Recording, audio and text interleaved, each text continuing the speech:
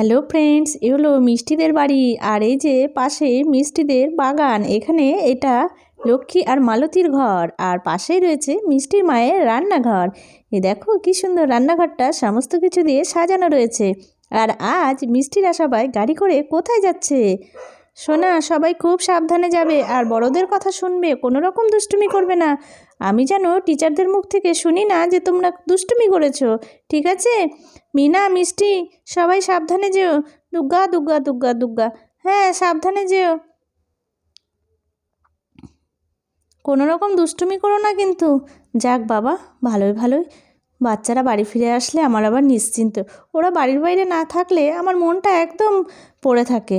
যাক, আজ তো এখন আর কোনো কাজ নেই, স্নান হয়ে গেছে, তো দুপুরে রোদে একটু চুলটা ছেড়ে দিয়ে বসি একটু।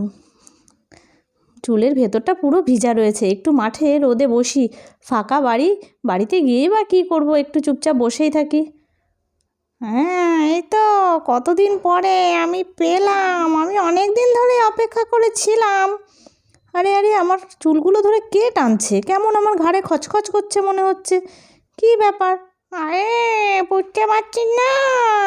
আমি দূর, ঘাড়ের ভেতরে কেমন একটা খচখচ লাগছে। দেখি তো কি এমন, ঘাড়ে কিছু বিঁধলো নাকি দেখি তো। ও বাবা, এ তো মনে হচ্ছে গাছের ডালগুলো আমার কাঁধে বারেবার খোঁচা লাগছিল। যাক, একটু সরে বসি।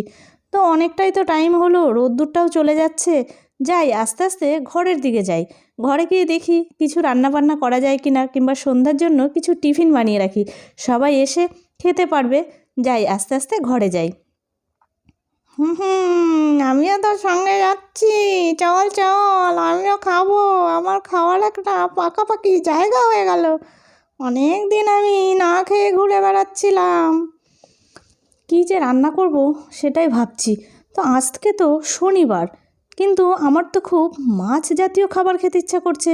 এই তো মাছ তো রয়েছেই। আমি আজ মাছ বানিয়ে খেয়ে নিই, কেননা এখন তো কেউ বাড়িতেই নেই, কেউ দেখবেই না।